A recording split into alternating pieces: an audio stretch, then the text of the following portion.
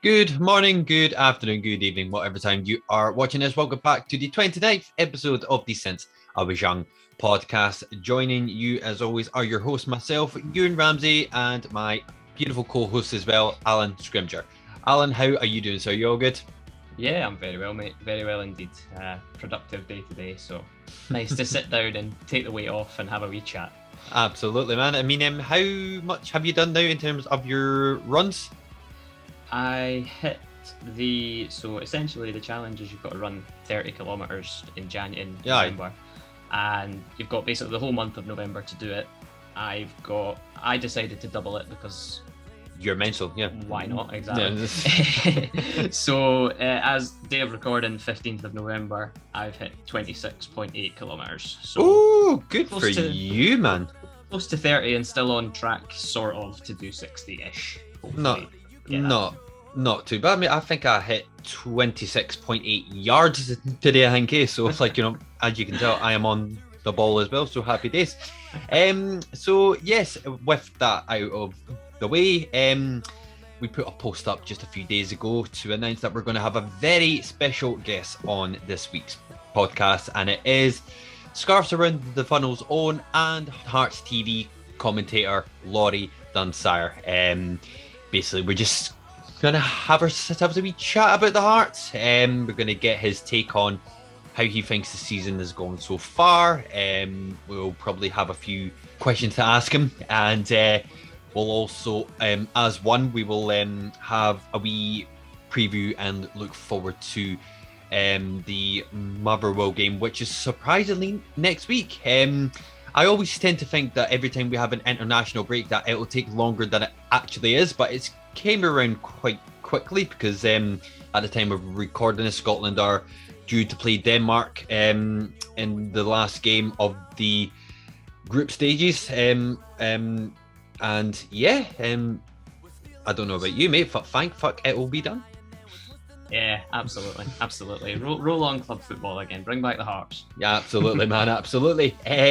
So yeah, before we get into the interview with Laurie, we're going to have our usual news segment with Alan, and of course, just to get it out the way as well, if you are a fan of the Since I Was Young podcast for all things Heart of Midlothian news, chats and reviews, if you want to hit that subscribe button, that would be really appreciated as well. And if you do enjoy this episode of the podcast as well, smash that like button because it is always appreciated, guys. And if you want to get in contact with us through our usual social media platforms, you are welcome to. It is all at Instagram, Facebook, and Twitter at SIWYpod.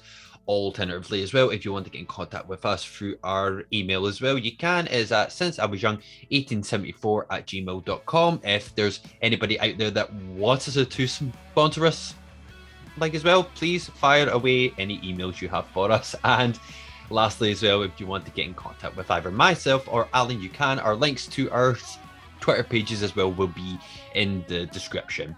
So Alan, as we said, you've got a wee bit for us in the news segment, basically revolving around two people, well, one person possibly returning to the club and one person pretty much on his way to returning to the squad. Do you want to give us a bit of insight on that, my man?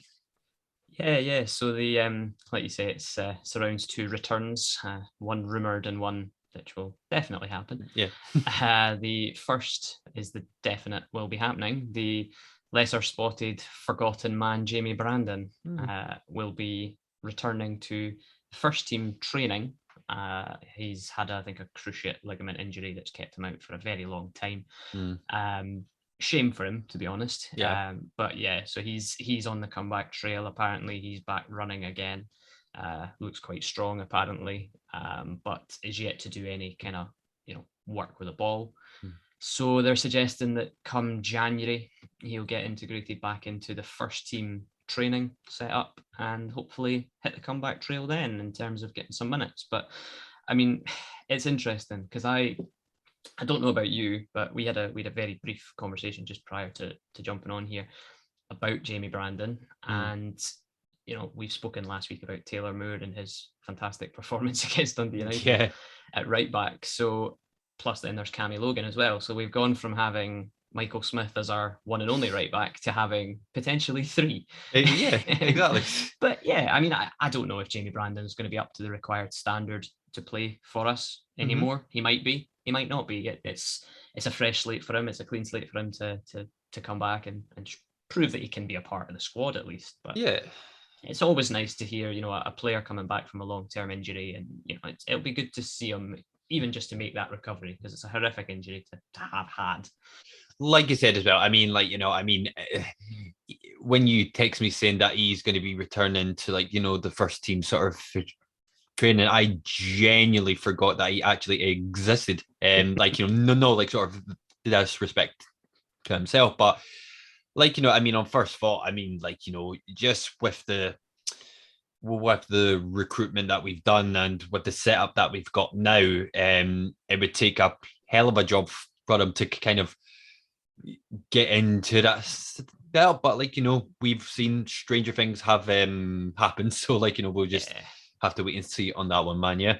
Yeah, absolutely. And then moving on to the second piece of news, the rumoured return. It's got a smile on my face before I've even said it. I know. So we mentioned a few weeks ago about the Gary Locke testimonial plans that they have. There was an event on yesterday. It was like a lunch or a dinner, and they did a raffle and prizes and stuff. And that was apparently the first kind of Gary Locke testimonial event that they've had for him, and that apparently went down very well. There was auctions for shirts and things like that, so fair play to them, and I'm sure they raised a lot of money for that. But the testimonial match, the club are apparently trying to convince Rudy Scatchell to make a return to Heart of Midlothian to play in that game, and I don't know about you, but I would absolutely love to see that. Mate, dude, this kind of felt like the first time he was only just rumoured to return back when Jeffries was still in charge. When it was just rumoured about, that made me giddy so much. But, just to have him back for one more day, it's obviously, of course, you would put him in that bracket as a cult, hero. But could you go as far to say that he is an absolute legend among many of them with Hearts? I think for a certain generation of fans, he is. I think he's a modern day legend, I would say. No. And I don't know if you follow him on any of his social medias and stuff, but he's 42 now, and he could probably still do a job for anybody, mate. Yeah, to be fair. I think he's living in America, or I could be wrong, but he's basically, whenever he posts something on his Instagram, it's in a very sunny place. He's running on a beach, or he's swimming in his pool, which, by the way, has a Hearts badge at the bottom of the pool, which I absolutely love. Of course he does. Of course he does. But yeah, when you see him post stuff on his social medias, on his Instagram and things, he still looks like he looks after himself. So he's not the sort of retired footballer that's gone the other way and enjoyed the retirement in terms of had a few too many pies, perhaps. But not at all. Not at all. Certainly, it would be amazing just to see him back for that one game, and I'm sure that would pull fans into the stadium for the testimonial on its own. 100%. But yeah, as always, we will keep you updated on the Gary Locke testimonial as well, if we hear any more info, and if we do hear any info on if the returning cult hero that is Rudy, if he will in fact be returning for that game, we will obviously keep you guys updated. So Alan, as always, thank you very much for the news segment, mate. It's always appreciated. So I guess we can just dive straight into the interview that we've got just now. So as we said beforehand, we have got Scarves Around the Funnel Zone and Hearts TV official commentator Laurie Dunsire. We sat down with him just to ask him a few questions and how he thinks the season is going along with ourselves. And like we said at the start, we will do a preview on next week's game away at Fir Park against Motherwell. So here is myself, Ewan, and Alan as we sat down with Laurie Dunsire. We hope you enjoy. And here we are. We are graced by the presence of Scarves Around the Funnel and Hearts TV official commentator Laurie Dunsire. Laurie, it's lovely to have you on, mate. Thank you very much for joining us, my man. Thanks for having me, Ewan and Alan. It was a pleasure. As always, man. Thank you very much, mate.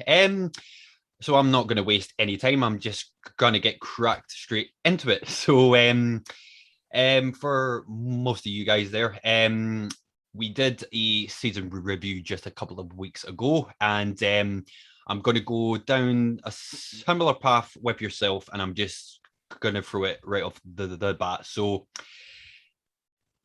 if we're going to go back to the start of the season before the ball was actually kicked, if somebody told you, right, Laurie, by this point, Hearts have played 13 games. We've won 6, we've drawn 6, and we've lost 1. We've taken 4 points from both Rangers and Celtic, and we drew with Hibs as well. We're sitting third, and we're only 6 points from the top. Would you have probably taken that, or would you feel as if the expectations might have been slightly lowered or slightly higher at the start of the season? What would be your thoughts on that, my man?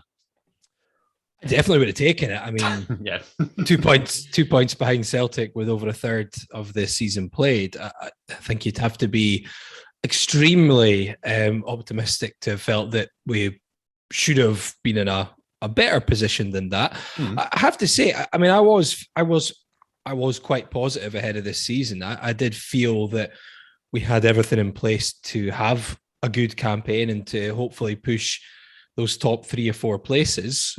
I wouldn't say I was confident. We definitely look like comfortably the third best team in the league at this point, which I think arguably we are. But Aberdeen are in a bit of a transitional period. It's still very much up in the air about Stephen Glass, and I felt that at the start of the season, mainly from what I'd read and what I'd heard from Aberdeen fans, that they weren't overly convinced by him yet. Hibs, for all the success they had in terms of the league, in terms of what's only their first third place finish in about 15, 16 years last season. They still had the jury out on Jack Ross to a degree, especially in the big matches.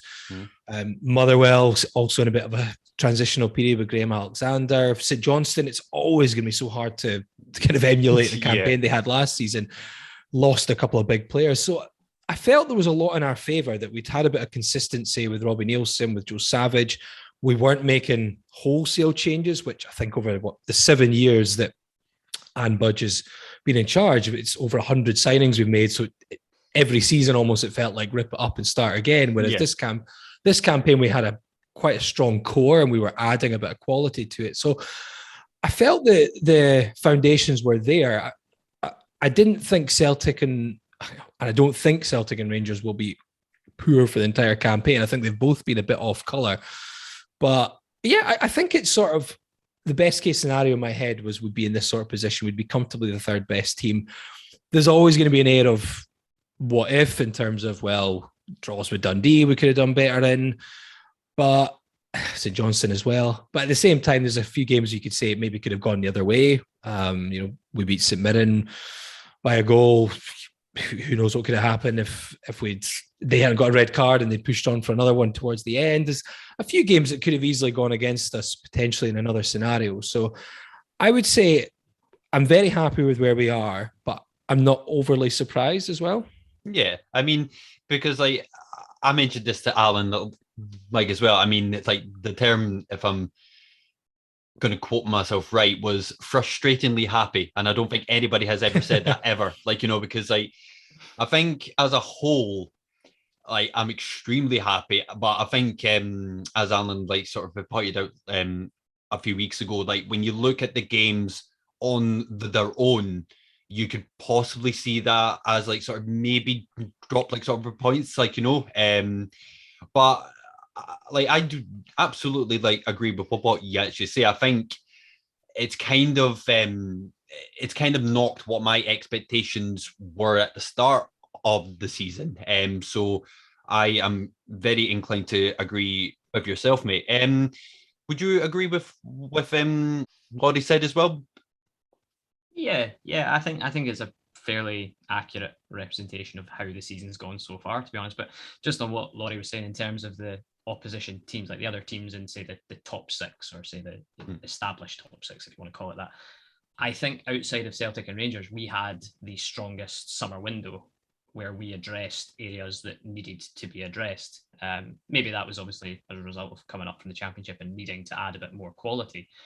But I was reading today that Hibs are targeting a striker in January, and they're basically saying that their summer window wasn't good enough. I don't think Aberdeen's was particularly great, to be honest.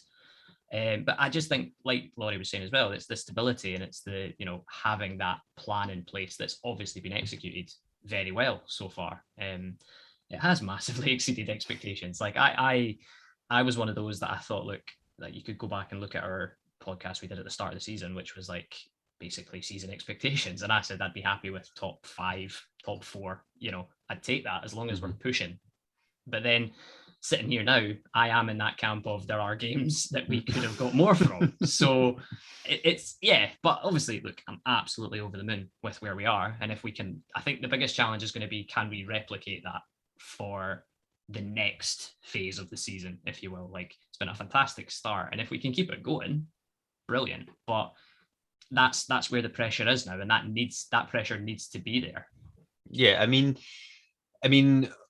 when I asked yourself, Alan, like a few weeks ago, when we did like sort of talk about this, and I'll probably ask the same thing to yourself, Laurie, would you feel like, there was an expectation, at the start of the season, but would you maybe agree with, with the strong start after the first 5 games that we had, would you maybe agree with that the expectation tended to get a bit more as each game sort of went on? Or would you, is it like a case of us sort of Hearts fans, we tend to expect a lot more than maybe reality actually suggests? I think we were a victim of our own success in some ways in terms of how we started the season. Obviously going unbeaten for so long, but also, a win against Celtic. Then we won 2 away games in a row away from home. And obviously we tend to struggle, especially in the top flight on the road. So beating St Mirren and Dundee United both at their own grounds was a big thing. And then some drop points, you would say. Certainly the Ross County game was a frustrating one, but we bounced back with 2 comfortable wins. So I would say we've set the expectations quite high. So when we've had, say, a dip, so to speak, and I mean, the dip isn't yet. I mean, the games that really have frustrated me are the Dundee game at home and the Aberdeen game. I think for most of the other league games, although some of them we weren't great, I don't think I came out of them being really disappointed. Whereas the Dundee game, I thought we could have done far more in the final third. Although we dominated possession, territory, and had a lot of shots, I felt like a kind of sucker punch was coming. And the Aberdeen game was just awful. That was our one absolutely horrendous display in terms of the league, anyway.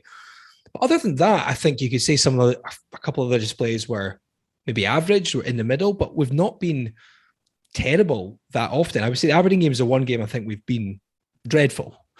And hopefully you don't want your team to be dreadful ever, but it's gonna happen. It's football. You're not going to be great every week. So I think we set the bar quite high with the way we started, and obviously that sparks all the dreams of title challenges. And I will admit I'm happy to go along with those. I mean, I think I posted before that even when we're at the height of that kind of wave, I still think it's 95% of me still knows that we're not going to win the league, but there's always that 5% that thinks back to, Leicester City or whatnot. So why not? Why not be positive? You hear the players talking about it. But realistically, Rangers and Celtic, we need them both to be bad if we're going to finish above them. I think maybe one of them could end up having a poor season. You never know. You could sneak in a second. My instinct would be that they will both recover enough to be comfortably ahead of the likes of Hearts, but it's the opportunity is there for us to kind of cement ourselves comfortably in third. So I think it's a tricky one because, and I can't remember who said it to me. It's maybe a couple of people have said it to me. If you give us the same points and the same won, lost, and drawn numbers, it would look very differently if you reordered the games, because you'd expect to beat Dundee at home, even if we were having an average season, whereas you wouldn't expect to maybe beat Celtic at home, and you certainly wouldn't expect to get anything at Ibrox. So there's been, if you reordered those results, so we beat Ross County, we beat Dundee, but maybe we only get a draw away to Dundee United and we lose to Rangers instead of Aberdeen, we get a draw at Pittodrie. You can reorder those results and suddenly you look at it and it's very hard to think of many negatives because you expect to lose to Rangers and Celtic, and draws away to St Mirren and Dundee United are actually okay. So it's different ways to look at it, but I think we've given ourselves a strong start, and I guess we've got to kind of live up to that now. Yeah, I mean, I'm sitting here like a nodding dog, just going along with that, because to be honest, when you say about reordering the fixtures and the results, I hadn't actually thought of it in that way, but that does make a lot of sense. And like talking about like the performances and stuff, like you say, the Aberdeen game was horrendous. Like that was terrible. Yeah. I thought in the games that we've drawn away from home, like going back to like the St Johnstone game, for example, like our record in Perth was horrendous. If someone had offered still is, yeah. Exactly. If someone had offered me a point before that game, I would have probably quite happily taken it. But then you watch the game and you go, did we deserve more than a point? Maybe, but I think we did. Yeah. It's just it's a really, as I say, it's a really interesting way to look at it and think that if you had taken those points and changed them against who we got them against. But yeah, no, as I say, Nodding Dog has been fully engaged there, to be honest.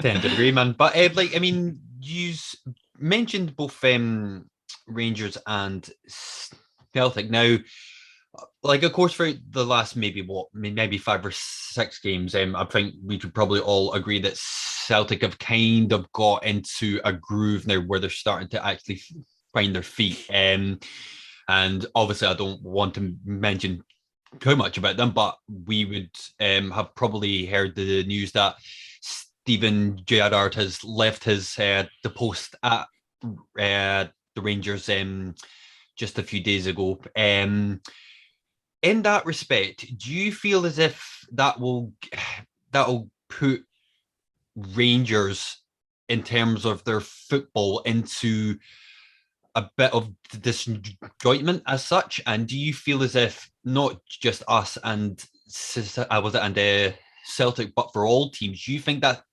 that's maybe something that they can take advantage of, or would you feel that the team that they've got just now will be kind of able to carry that on until they get somebody else in?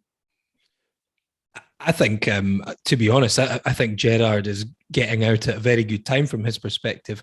All right. I'm surprised that Celtic are still odds. I think they're about 2-1 still to win the league, and Rangers are heavy odds on. Certainly last time I looked, which was just after he'd left. I'm surprised. I think Celtic are getting into a groove again. I think Postecoglou has a certain way of approaching things, and you have to get full buy-in to that. It won't often be instant. He's not had a lot of his own signings yet. He's been working with what was left over from the Rodgers campaign. We all know the delays in the summer trying to get an appointment at Celtic Park meant that first transfer window was almost a write-off for them. So I think from Gerrard's perspective, I think I'm in the middle on that. I think the amazing love in for him from Rangers fans was a bit much, considering I think it was 1 out of 9 trophies available that he won. But at the same time, I don't think you could say he was bad. They still won the league, didn't lose a game in an entire season. Celtic were in disarray, but at the same time, you can't say that's a bad achievement. I think it's a good time for him because I think Celtic are on the up. I think Rangers are struggling to kind of emulate last campaign. And if you're in Glasgow, I mean, you both know Scottish football well enough. If you're in Glasgow, you're either first or you failed. If you're anything but first, then doesn't matter about anything else. Yeah. So I think it's a good time for him. I would, if I had to, and I've been known to lose bets before, so I mean, just don't take it as gospel. If I had to put money on it, I'd probably put money on Celtic right now in terms of winning the league. I would still think there's enough quality about Rangers that opportunities for Hearts or for Dundee United or for Aberdeen or for Hibs will be slim if they're to try and get between the two Glasgow sides, or God forbid, above them both. But yeah, it might help a few clubs get better results against them. I don't know, but I think the tide might be turning a little bit. Yeah, because the only reason that I do ask, because if I'm right in saying throughout Gerard's tenure, I believe he didn't beat us during his time there. That might be wrong, or it might just be at Tynecastle. But he did beat us. We had a good record against them. We did okay. I think I actually don't have it in front of me, but he certainly hadn't beaten us in 3, because the 2 cup games, the cup game and the league game at Tynecastle under Stendhal, we won, but we did lose 5-0 at Ibrox. Was that before or in between? So he definitely had a 5-0 win against Ibrox, and I think he also won 3-1 at Tynecastle. Fair enough. Yeah, I think you're right. I think I was at that game actually. But all things considered, I mean, considering we were absolutely horrendous around the time he was in charge, we did okay against them. Yeah, because that's the next sort of you could argue that that's probably the next big home tie. That's less than a month away next month. So, Alan, do you think that Rangers as a whole, by the time they do come to Tynecastle, do you feel as if they have the team and the and the sort of know-how as such, to actually kind of regain that sort of titles or sort of mentality? Because if I'm completely honest, I don't think Rangers have been outstanding for the start of the season. And just to go back to what I said, you'd like to think that would like to play into our hands when you do come here, no? Yeah, of course. I think going back to sort of what Laurie was saying about the one trophy in 9, he's in the hearts of Rangers fans because the one trophy that he won was the one trophy that they all really wanted. They can sacrifice the rest of them because he won them the big one, and to do it without losing a game is quite an achievement. I think depending on the way that they go now, because I mean that Rangers team is good enough to win the league. It is, but I mean this is the thing, and I've said this to a few people about Rangers before, that I'm not going to turn this into some sort of Rangers podcast because it absolutely isn't. But you never really know what's going to happen next at Rangers. Obviously they've lost Gerard. Gerard's jumped before a January window, which is absolutely fine. It's a massive opportunity that he couldn't say no to, and I don't blame him for that. January will be interesting because whether they'll still be at the top of the table when that window comes around, whether the new manager will be in and have looked at the players and decided who he wants and who he doesn't want, or whether there'll be pressure on Rangers to sell some players because there's talk about their losses, that they're making losses. They've made losses every year financially. So it's going to be really, really interesting. I think, again, my record with the bookies is not as nice as I would like it to be, but I would actually be tempted to go along with Celtic to be a wee outsider, because I think Postecoglou has that chance to sort of continue to build what he's already started building, if that makes sense. And it's going to be very, very interesting. In terms of when Rangers come to play Hearts at Tynecastle, I just want Hearts to play how they played against everyone at Tynecastle this season. I don't want it to be right, we have to change because we're playing Rangers. We're at home, and you hear Robbie Nielsen talking about it, and the players as well saying, there's no reason why we can't go into that game and win. Like Cammy Devlin said it prior to the game at Ibrox on your podcast, Laurie. He was talking about that, which I absolutely love that episode, by the way. What a man. And he was coming out saying, there's a belief within the group that they can do it. And they went to Ibrox and we saw that, and if we can repeat similar to that at Tynecastle, but obviously impose our style of play on the game rather than worry about what Rangers could potentially do, then there's no reason why we can't. But that's a few games away, so we're maybe getting a little bit ahead of ourselves on that.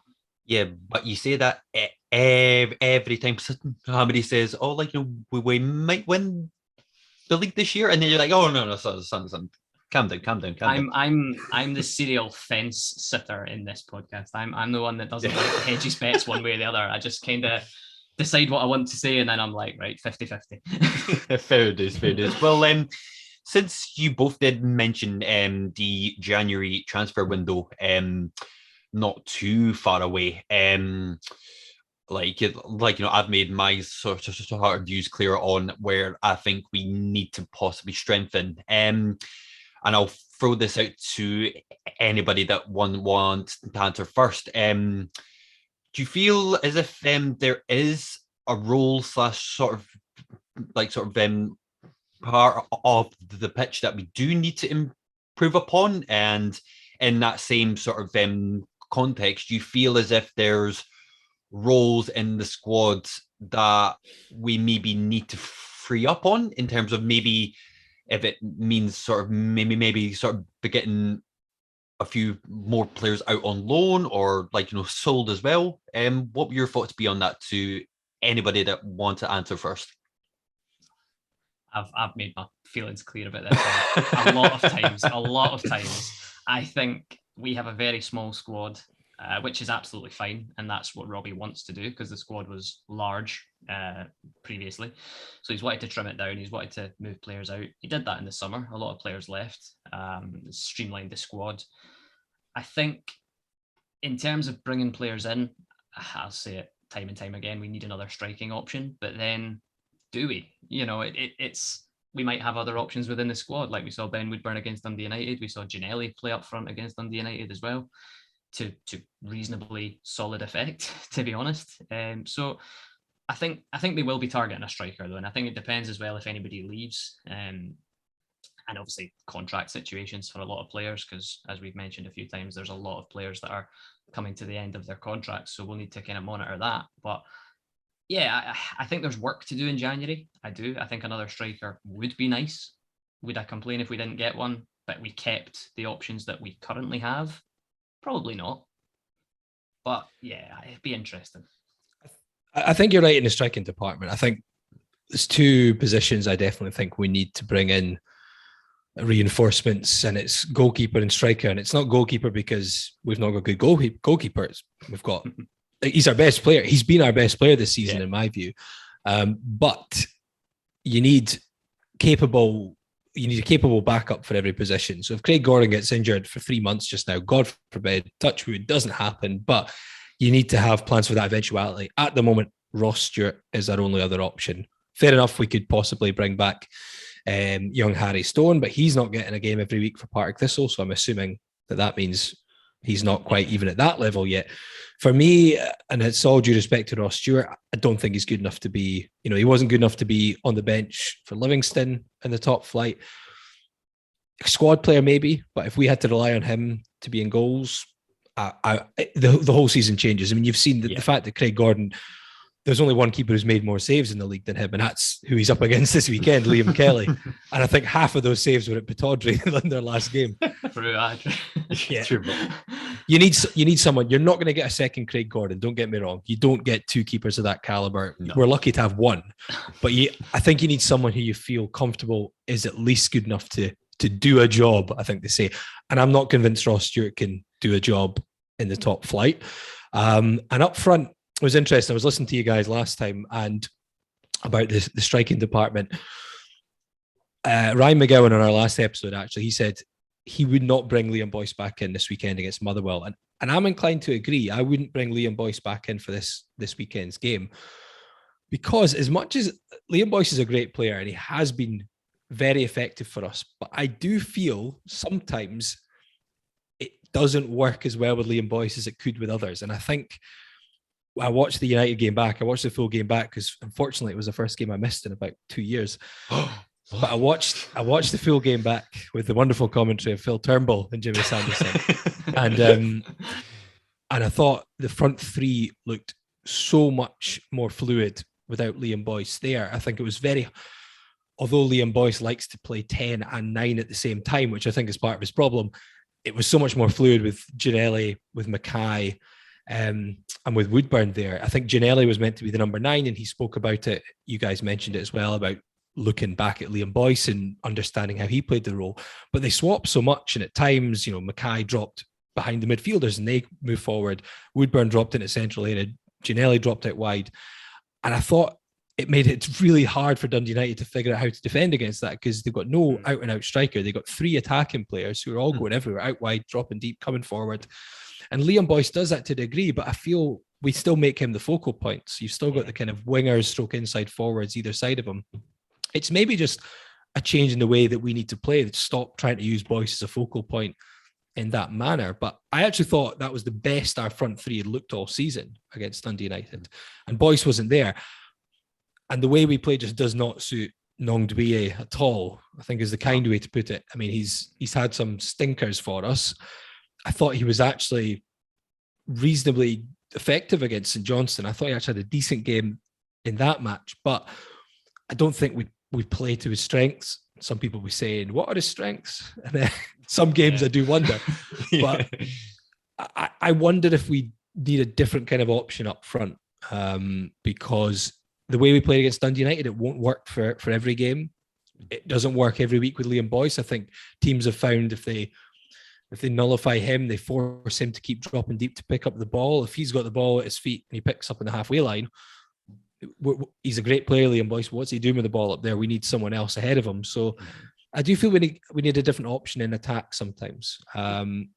So I would agree on that. And I think I do think we need reinforcements in terms of central or right side when it comes to defensively. And that depends both on how the transfer window goes in terms of if the likes of Suter departs, but also how we want to utilize these players, because I always think you need at least two options for every position. So at the moment, I've seen Cammy Logan for about half an hour or something. So I don't know much about Cammy Logan.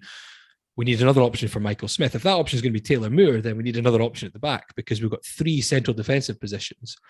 If Halkett and Kingsley are both injured, then we're having to pretty much use every option we possibly could. So we've got Moore, you maybe put Haring in there, either side of Suter. So you're kind of, you're having to twist things around a little bit. So I think we maybe need three players. I would probably say, if no one leaves, I think we'd have to bring in. And I think we will bring at least two in January.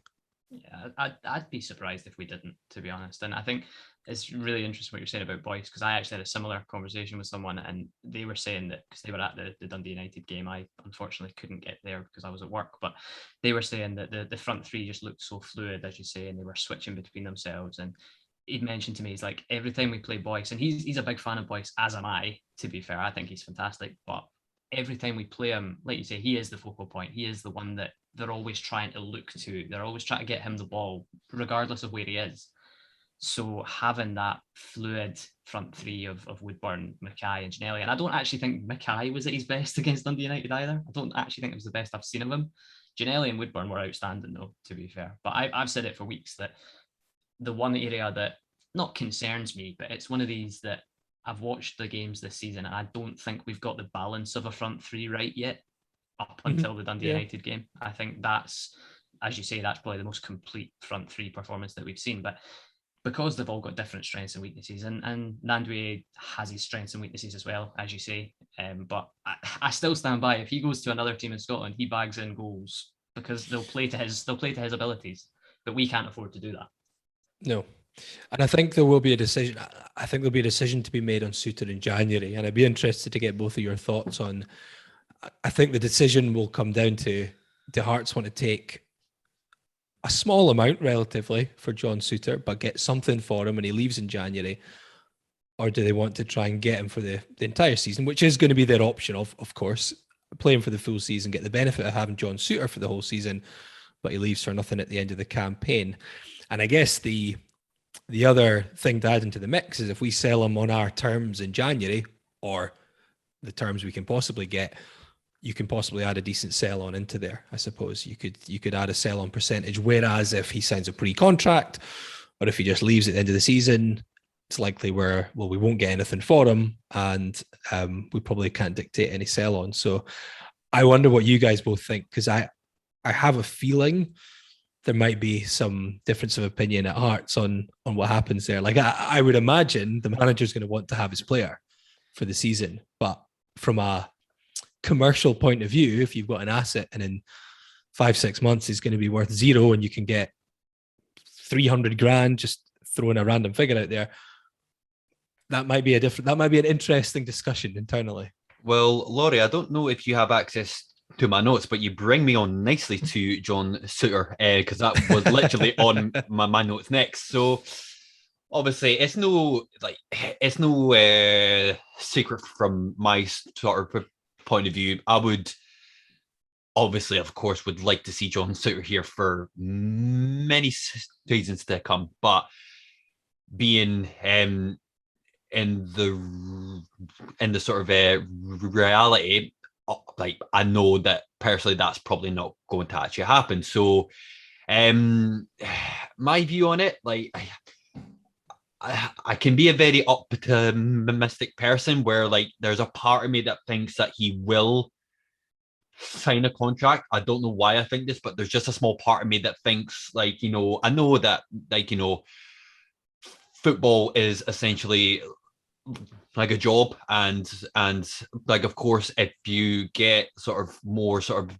better opportunities by yourself, then you're like trying to take it. But would you, I mean, just to kind of throw a question at your question on it, I mean, would you maybe feel that, not that he sort of always hearts or something, but do you feel as if there's maybe like a role for John Suter to actually fulfill, in the sense that we've kind of stuck by him throughout his like he's like horrible sort of setbacks as such? And would you maybe feel as if John Suter would want to maybe kind of see out the season, or would you think he's like his head might get turned like throughout January?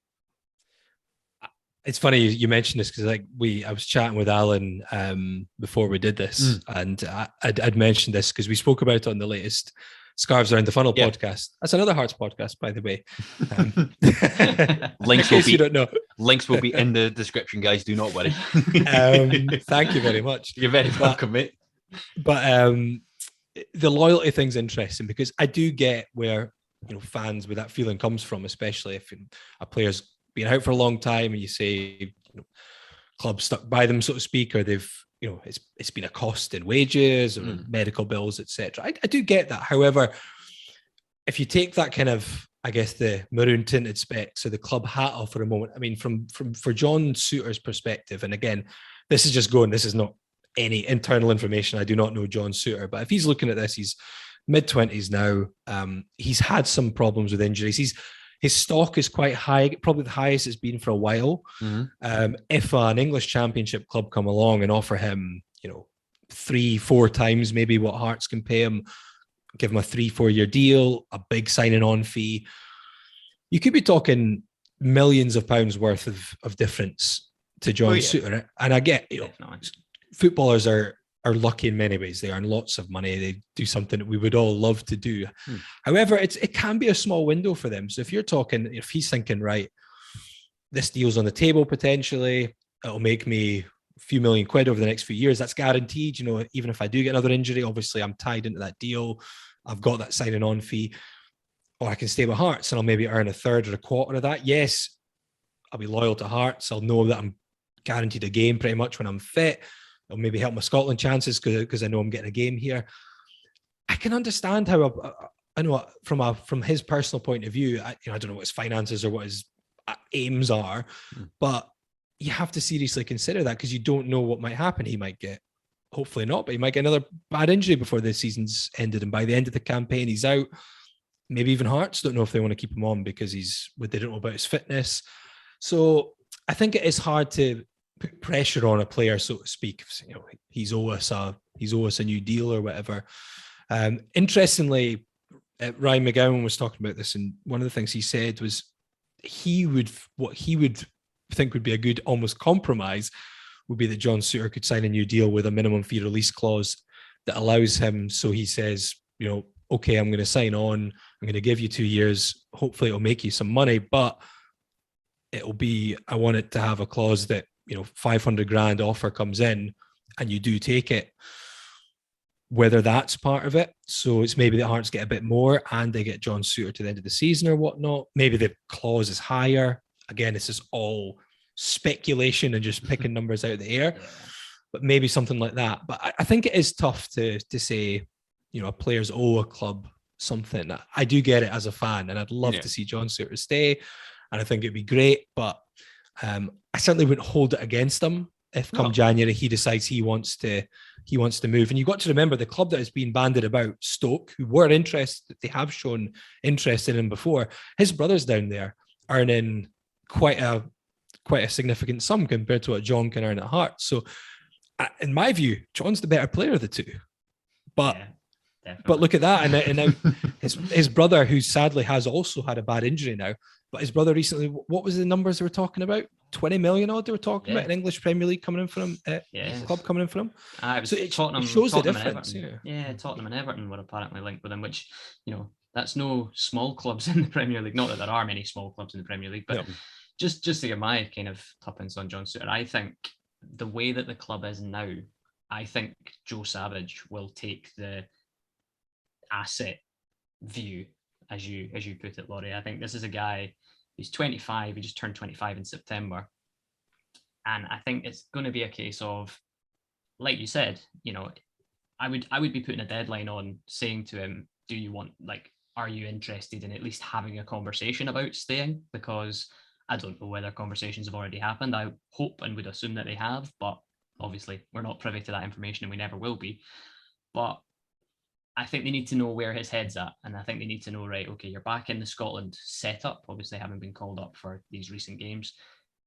He'll then want to be somewhere where he's going to continue to be in the Scotland setup. Is he going to want to go and disappear into the English Championship and not possibly have that opportunity again? Who knows? But I think to look at Joe Savage and the way that he's kind of conducted things in terms of recruitment, in terms of the business that we've done, I think it's very much a case of, this is a person who's 25. If we can get 300,000, 400,000, it's better taking that now than it is to reinvest that in January, which is a possibility as well.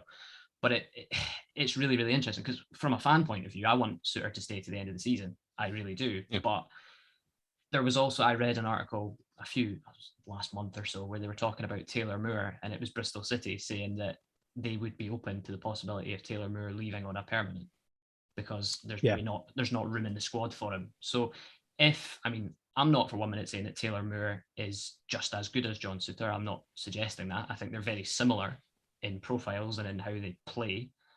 But if we get that money for Souttar, do you then go and reinvest that in a Taylor Moore who has impressed since he's been at Hearts?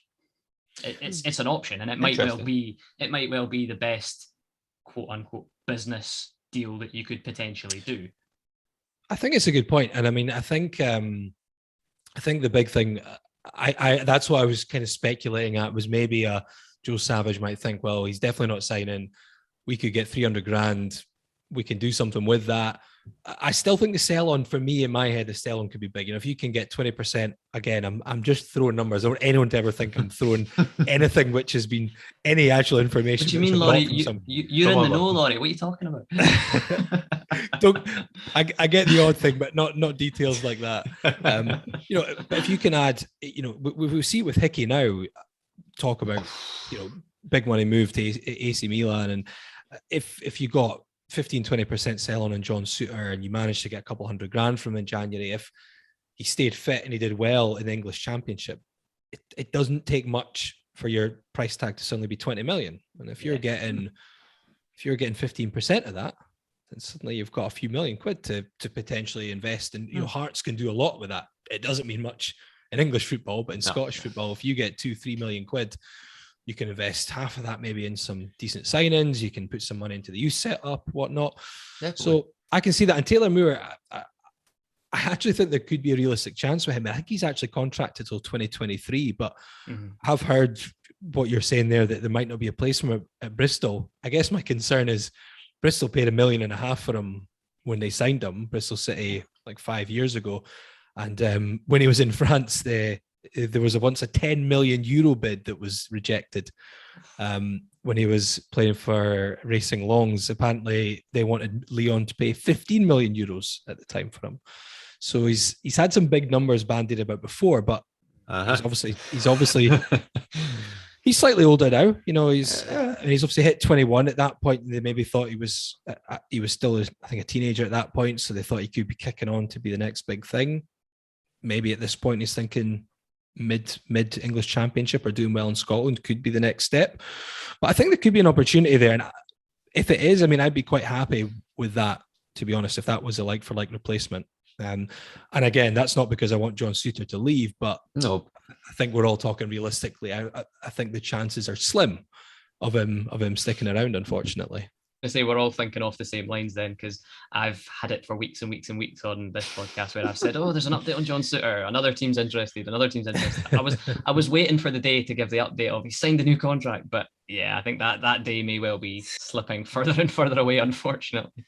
Well, just before we kind of move on to sort of the expectations for the next like sort of 13 games, and before we move on to the preview to the Motherwell game as well. So by my reckoning of the information that I got, and it's hardly right, I think we've got 9 players that are either out of contract or their loan spell will be up. Now, kind of putting John Souttar to the side, because we like sort of know how we feel like about him. John, stay please, mate.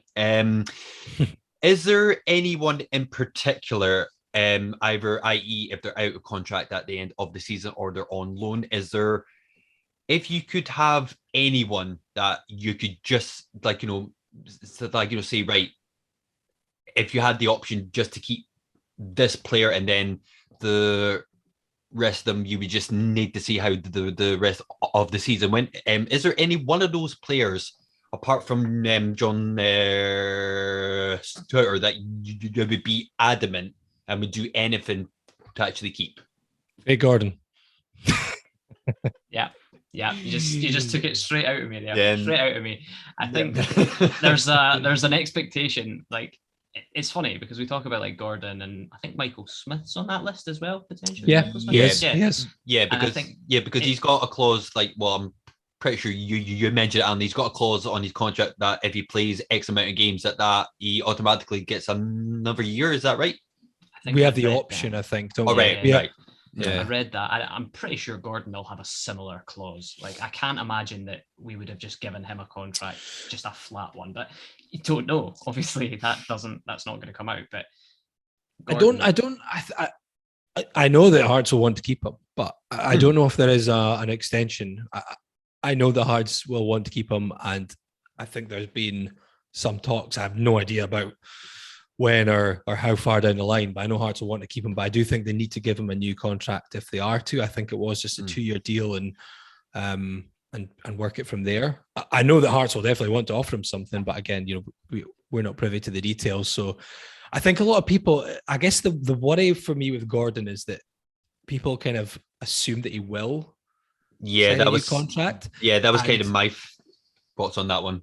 Not that like I was not going to say take your eye off the ball. It's not like we have any impact on whether he signs one, but I would be, and I think he would. He's talked about it before. He would love to stay, but I think the worry is that that one suddenly goes under the radar, and we get to January, and if Craig Gordon's still playing as he is, I mean, it doesn't matter that he's 39 at the end of the year, but a goalie can play for 3 more years, even more at a good level. So I would like us to get that tied up, because if he's not tied up in January, and for whatever reason, it's not to that point, if someone else comes sniffing around, you never know what would happen. I think Craig Gordon would want to finish his career at Hearts. It's where he started.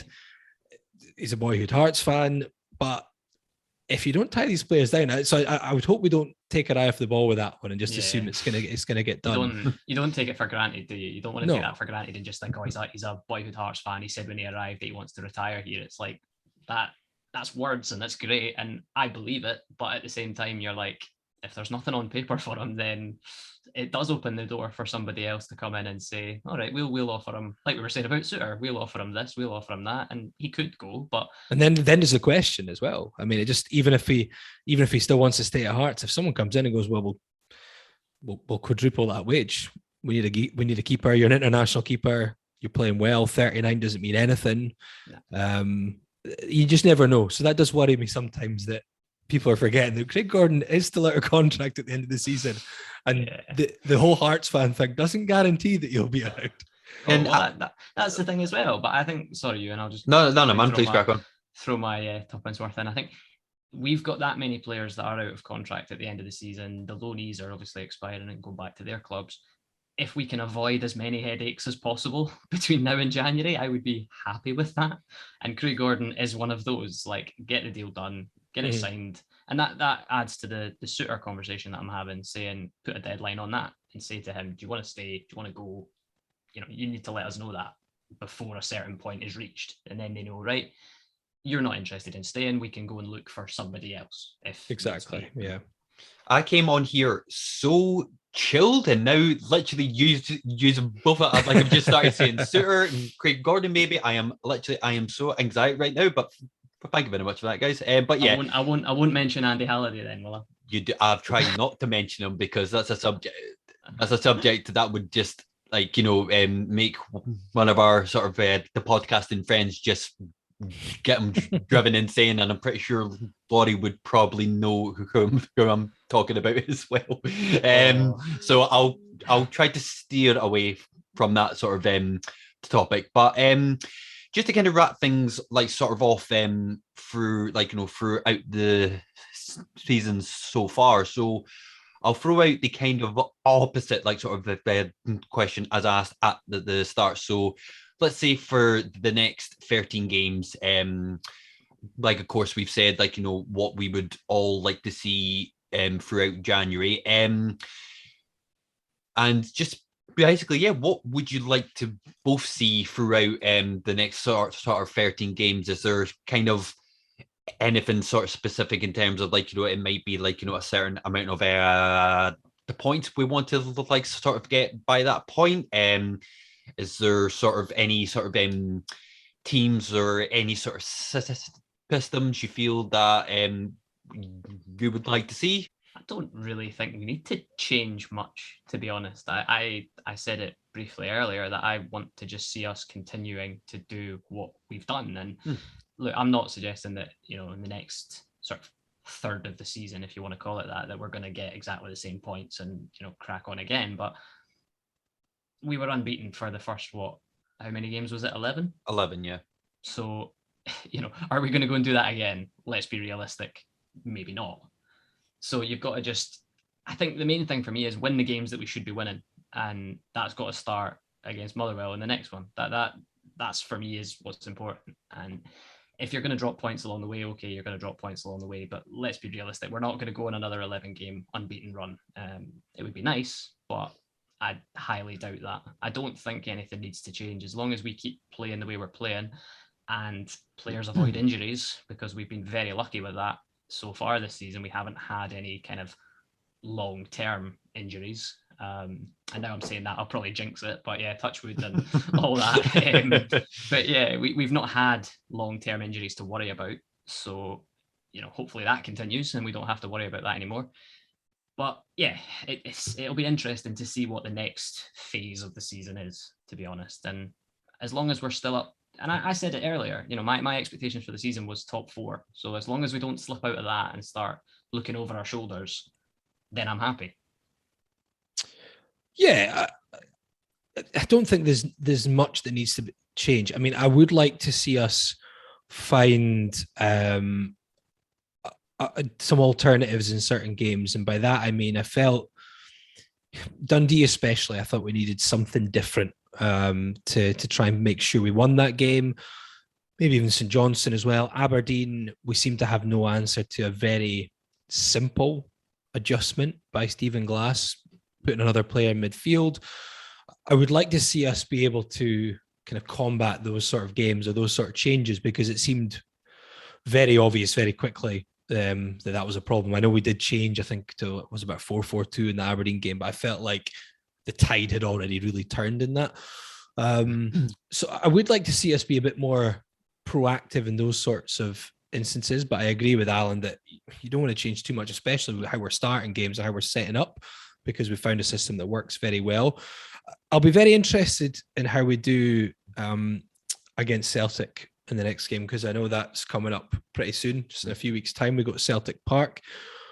Other than the Aberdeen game, I would say it was the probably the biggest disappointment of the season so far was how we performed in that League Cup match, and not because we lost to Celtic at Celtic Park, because I've been supporting Hearts for about a quarter of a century, and I've got very used to losing games at Celtic Park. But Of course. you both would have seen the game. We set up with everyone behind the ball. It was one of the most defensive approaches I've seen to a game ever. And I think there's a balance. You don't go to Celtic Park, and especially this Postecoglou team, you don't go there and play open in a high line and try and attack them, because it'll be a ridiculous way to approach it, and they'll pick you off at will. But I think there's a balance, and I thought we found it quite well at Ibrox.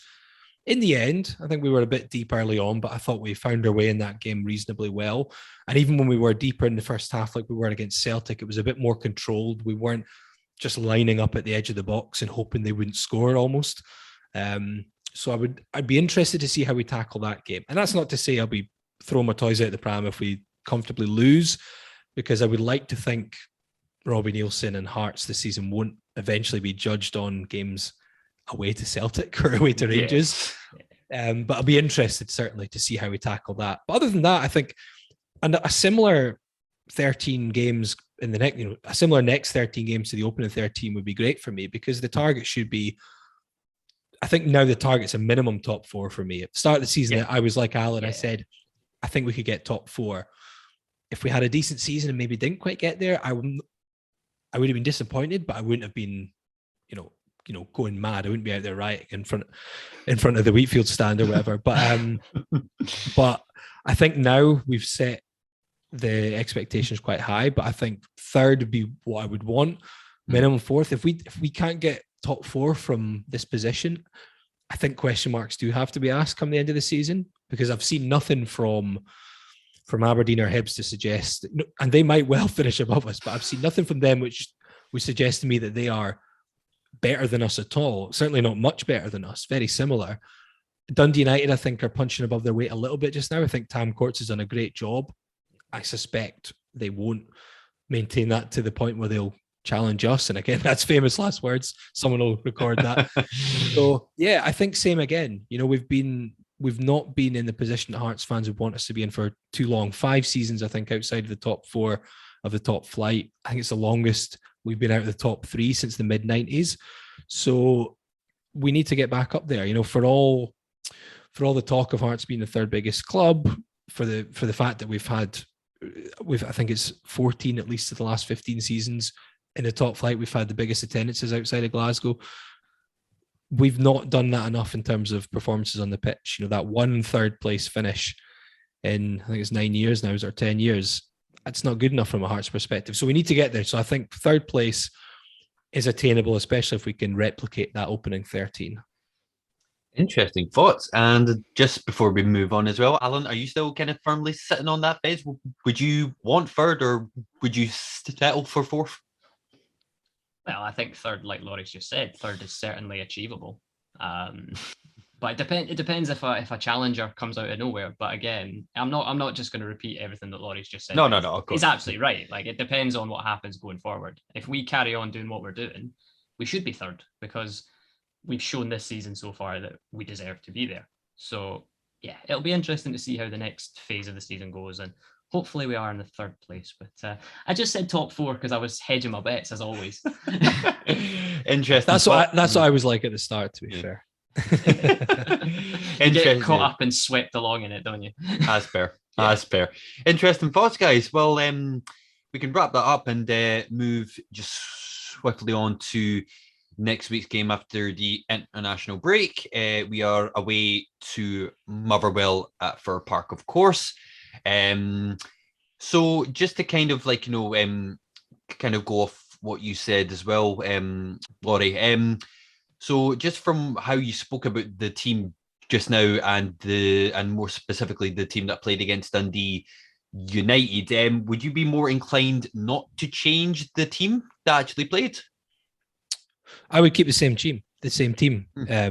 I thought, although we were open a little bit at the back at times against Dundee United, I think you've got to give Dundee United credit for the fact it was a 5-2 game, and I thought Hearts thoroughly deserved the win. United gave a good account of themselves at times. And it's funny, their rivals came to Tynecastle and got one more point than they did. And they maybe approached the game in the best way to approach the game against Hearts at Tynecastle, and just gave Hearts all the possession and sat very deep and didn't try and attack them for long periods. Dundee United attacked us, and it made it a very good game for the neutral and for Hearts fans.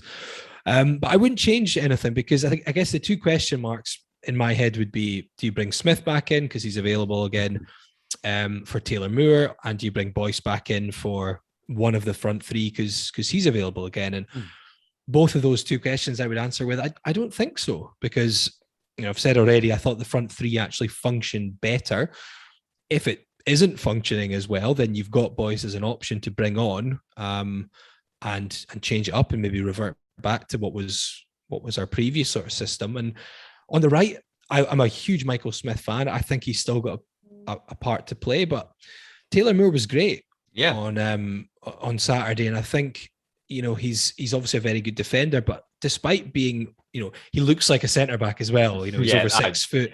He's got good upper body strength. He looks like a typical centre back guy, but he's actually got a decent engine on him. I was impressed how much he got up and down on the right hand side. I know he's covered there before. He has played that role previously. I think he was on loan at Blackpool and he's played in that actual wing back position. So he's got a good engine. He's got a decent bit of pace actually for a big lad, as they often say.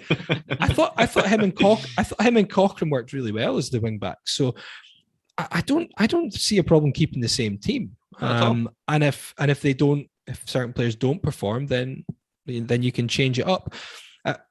This game is going to be quite interesting. I think Motherwell have actually been on a pretty poor run before that Aberdeen game. I think that was they'd lost 4, drawn 1 out of 5 games before that, including the defeat at Tynecastle. I watched back a lot of that Aberdeen game, and it was I know Alan's definitely a big Football Manager fan. It was one of those that you say it only happens in Football Manager. I think Aberdeen had 70% possession, 18 shots. Motherwell had 2 shots and they won 2-0. I think it was like 13 corners to 2. Yeah. But Liam Kelly had an incredible game, which is why he's now got more saves than Craig Gordon this season. He is a very good goalkeeper. But the match winner, Van Veen, who had 2 really nicely taken goals, he is suspended for Saturday. So I'm not sure how Motherwell will tackle that, because their front three has worked really well with him, with Tony Watt, and often Woolery, but I think they've mixed that one up. But certainly Watt and Van Veen as part of that front three have worked very well. So I'm not quite sure how that will affect Motherwell this weekend. But they are quite a combative side. I think that might suit us reasonably well. They're physical, they'll be quite direct. They're at home, they're not going to sit in. I thought they played quite well against us at Tynecastle in the second half, so they've got something about them.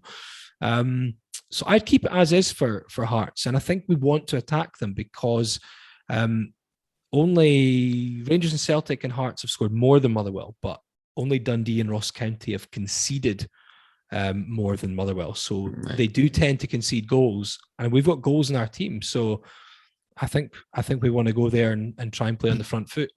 I like that. I mean, mate, I think the entire sort of Hearts community knows how you feel about this team that we're playing next week. So would you agree with Laurie in the sense that the team doesn't necessarily need to be changed? And more specifically, it was something I was going to actually ask as well, just to kind of sort of go from what you just said there, mate. I think for Smith especially, I am a massive fan of him, but again, I don't think there's any sort of reason to suggest to take Moore out of the squad, because just as much as well when he was replaced with Suter when we went to Ibrox, I could understand why, but at the same time, I don't think Taylor Moore did anything wrong, sort of the bead dropped. So would you like to see him start? Taylor Moore? Yeah, I think so. I think, like you say, he's not done anything wrong to be dropped. I like Michael Smith a lot. I think he's a fantastic player.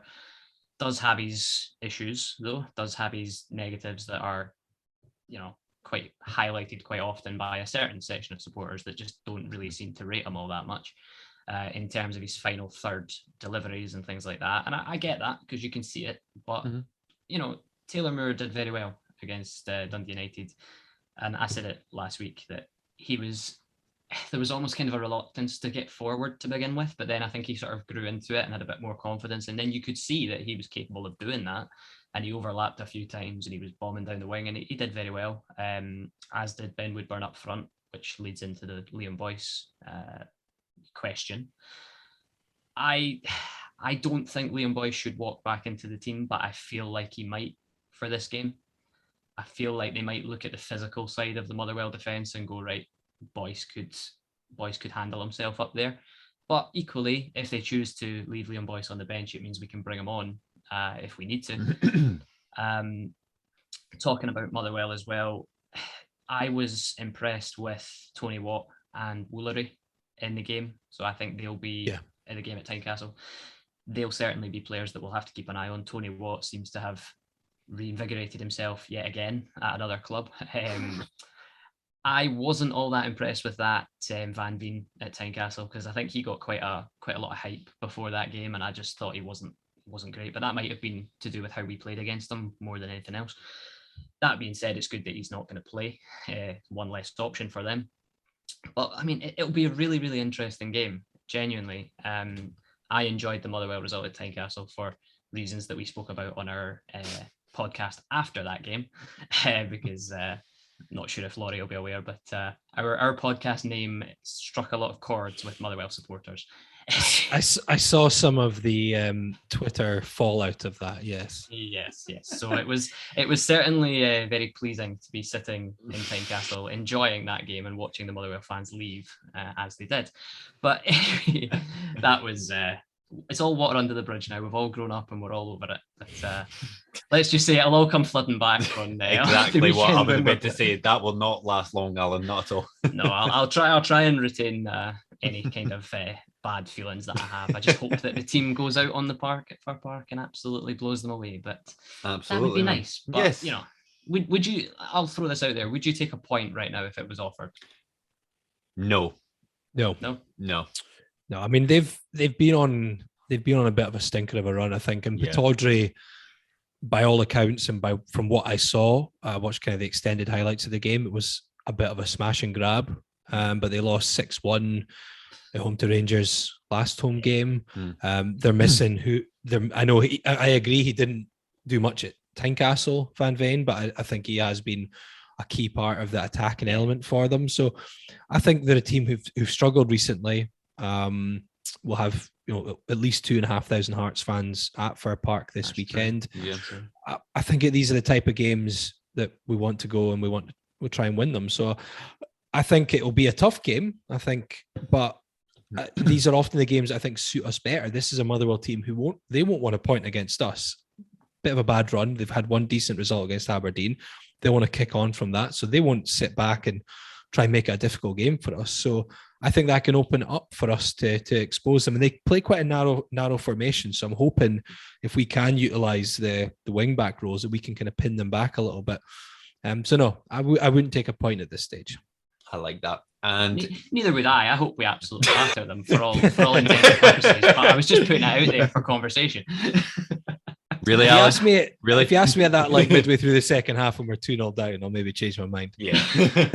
Well, on that note as well, of course, we've had our head-to-head, which has been an absolute disaster so far. Literally, we've only got, if I'm right to say, I think we've had one correct score each, and that's as far as it went. So I'm going to take some predictions from you both. I'll start with our lovely guest first. So, Laurie, what prediction would you like to see, and what result would you relatively be accepting of? I guess I shouldn't really hedge my bets and give a different prediction than what I gave on on Scarves Around Yeah. the Funnel. I can at least, if one of them was right, then I can just claim I always predicted it. And Yeah, exactly.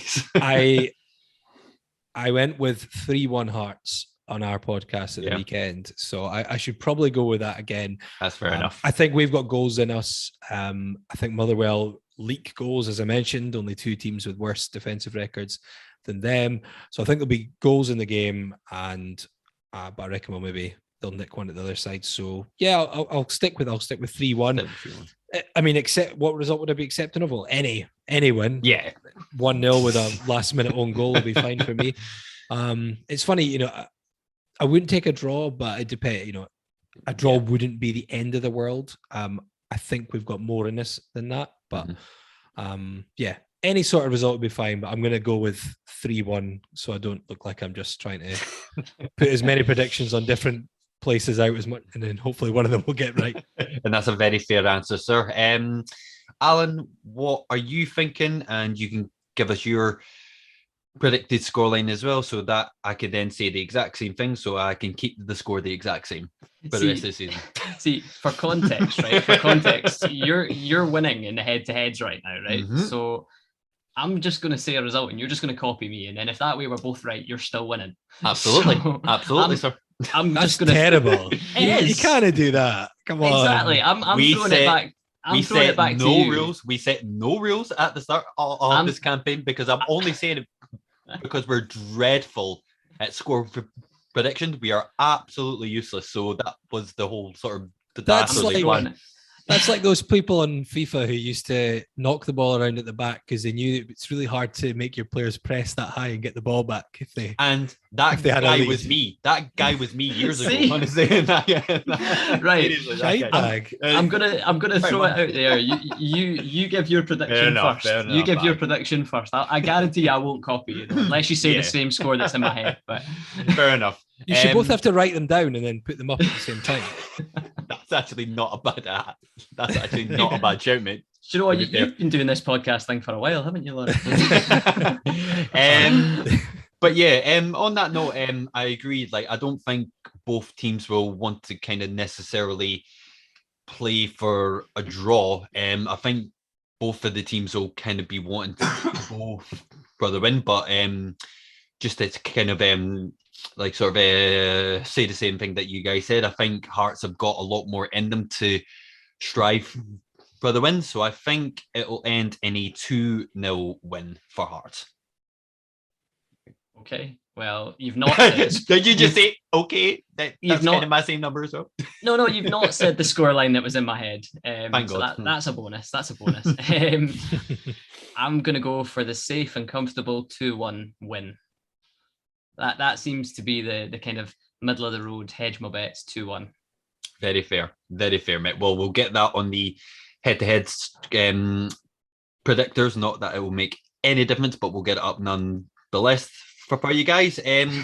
We've just got a few things to wrap up. So, obviously, of course, you guys might have seen that we had to put back up the competition for the giveaway of the framed Stefan Adam poster as the one of the winners of said giveaway did not get back in contact. So unfortunately for him, we put it back up a few days ago. So basically, we did it just exclusively for our Twitter. And Laurie, what we would like you to graciously do for us is pick a random number, and I believe, Alan, is it from 1 to 156? Is that right? Yeah, so any number between 1 and 156, and the winner will correspond to whichever number that is on that list. Let's go with the number worn by one of my favorite players back in the day, Mr. Julien Brellier, who wore number 28. Good answer, sir. Good answer. So I like that as well, man. So once Alan actually looks back and knows which number corresponds to the person that retweeted, we will give you a shout out, and then we will announce the winner of the framed Stefan Adam poster this week. So thank you very much, Laurie, for choosing that. And just to round things off, I've made up a very quick list of quick fire questions for you both. Now, basically, how I'm going to do it is I'm going to let our guest answer first, because I think the last time we tried this, Alan failed to actually understand the term quick fire and just went into a huge rant for 10 minutes and didn't actually answer the question that I actually asked. So what I will do, I will let you answer first, Laurie, and then Alan, you can actually have time to actually think first, and then you can answer it after. Thanks for that. Anytime, Much appreciated. Anytime, sweetheart. Not a problem, mate. So I'm going to start with, well, in my mind, it's a relatively easy one. So, Laurie, what goes into the bacon roll? Is it red or brown sauce? Red. Correct answer, sir. Alan. Yeah, red. Brown for sausage, red for bacon. Surely. Exactly. Yeah. Very well put. See, I'm getting better at these. So next question. Currently, as it stands now, the Boyce is our top goal scorer. Outside of the Boyce, who will you think will be the next top goal scorer outside of the Boyce? Oh, that's a good question. Thank you, I can't. I got to answer quickly now. A few skims. This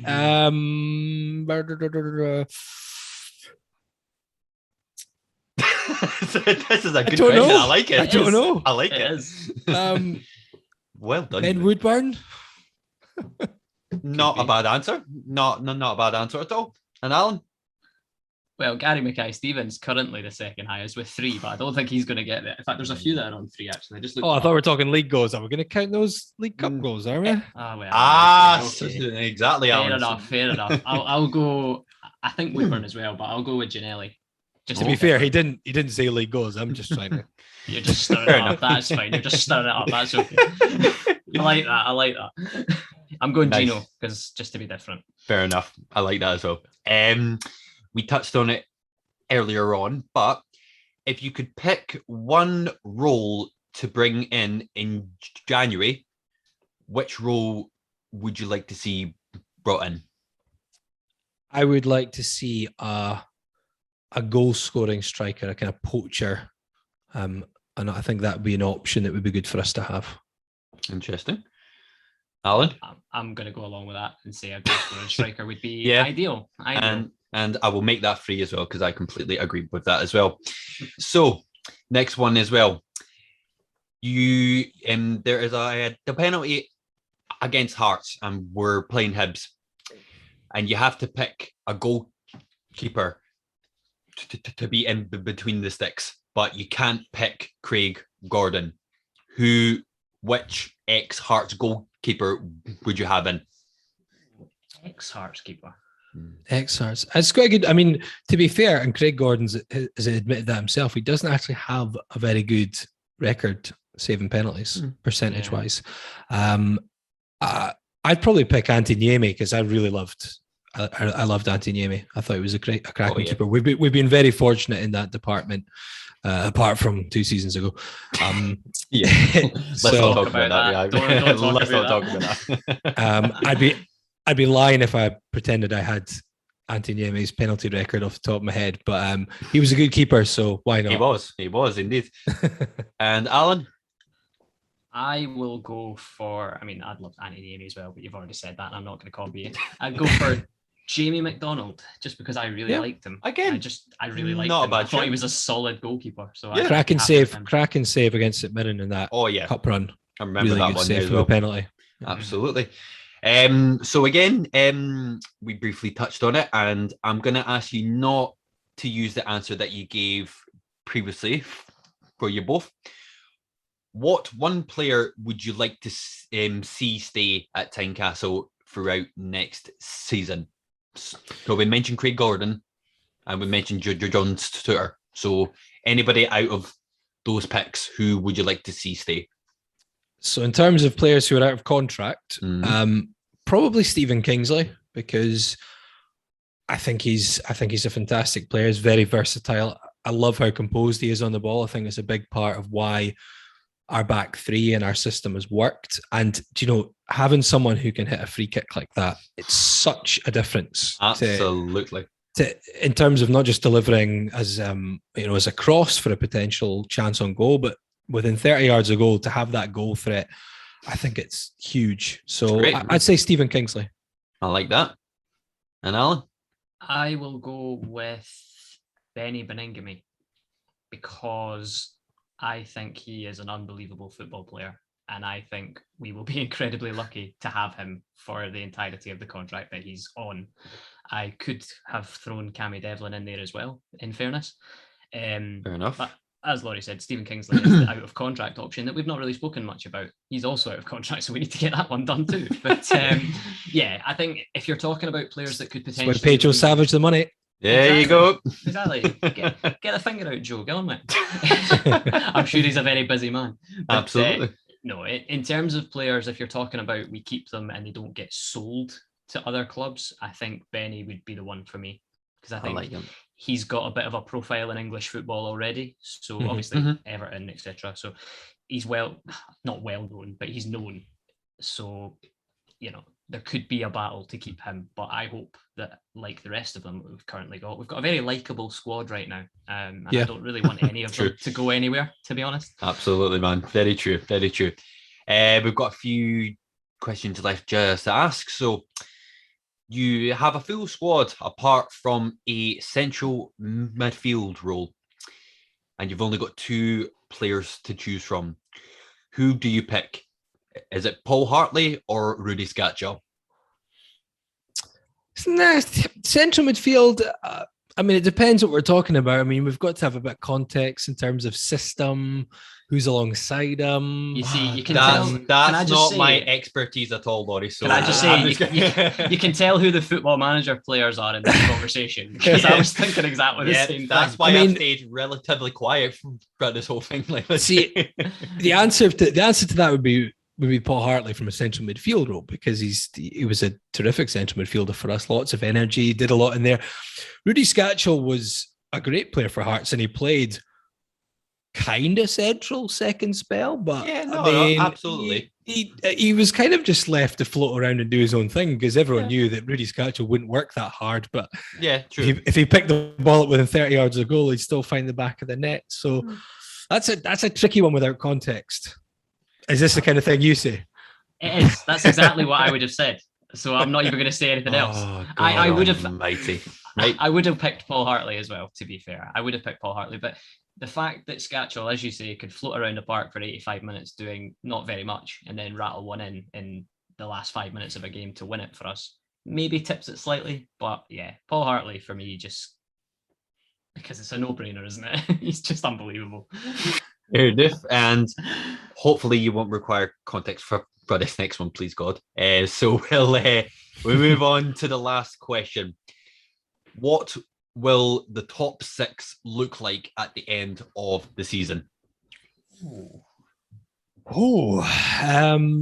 Top 6. So Celtic first, Rangers second, Hearts third. Hearts third, Hibs fourth. Oh, he put them there. God, no. Aberdeen fifth. Dundee United sixth. The pain in your face, Laurie, saying that, honestly. I can't. Hibs and Aberdeen are both rubbish, so I just can't decide who's going to be the less rubbish out of them. Very true. Fair. Very true. Fair. Alan. Now, I know earlier on I said I was a betting man and I'd bet on Celtic to win the league, but I'm going to go completely against that with my prediction for the top 6. Hedging your bets now. Yeah, I am. But it's also just to not be seen to be copying yourself, because I don't do that. I'm not that sort of person, apart from every now and again. So I'm going to go Celtic to win the league, so Celtic top. Then I'll go Rangers. Then I'll go Hearts. Then I will go with Aberdeen. So Aberdeen fourth. Then I'll go Hibs fifth. And I will go... Who will I go 6?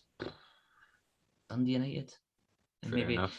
St Johnstone just not that far behind them. But yeah, there's you could probably suggest that the 6 that we've mentioned will be the 6 that will be in there in whatever order they'll be in. Absolutely. I mean, just to throw in my 2 cents for this last question, because mine might throw up a bit of controversy. So put Rangers at first, Hearts second. Oh, That's bold. It's a big shout, but That's like, bold.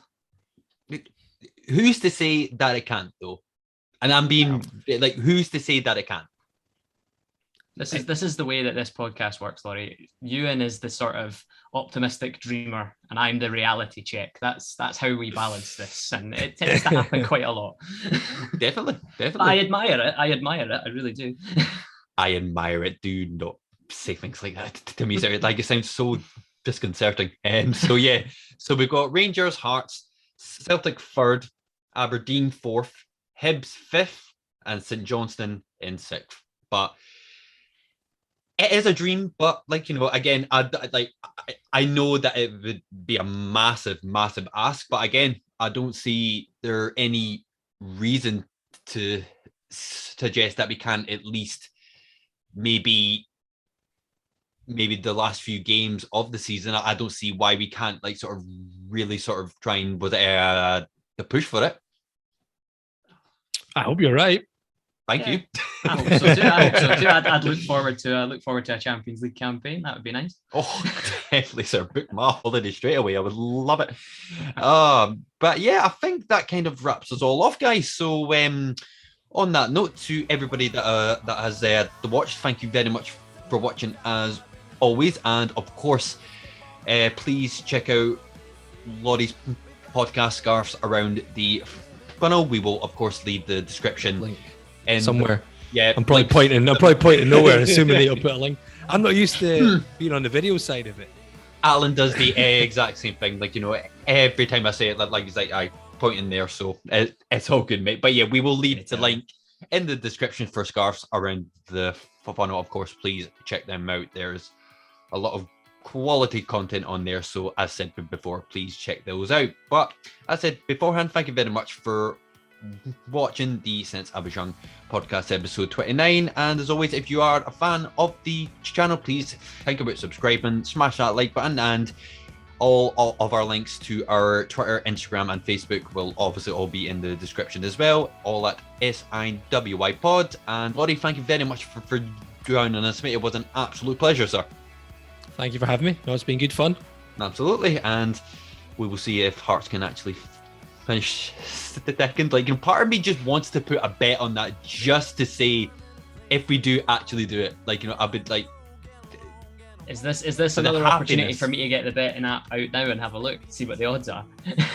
If you can do it really quickly. Nah, my internet's not that good. Fair enough. Fair enough. I'll put it on Twitter. How about that? I'll put it on Twitter, and we'll see what comes of that. Sounds good, man. But yes, as always, guys, thank you very much for watching, and we will see you in the next one. Take care. Bye for now.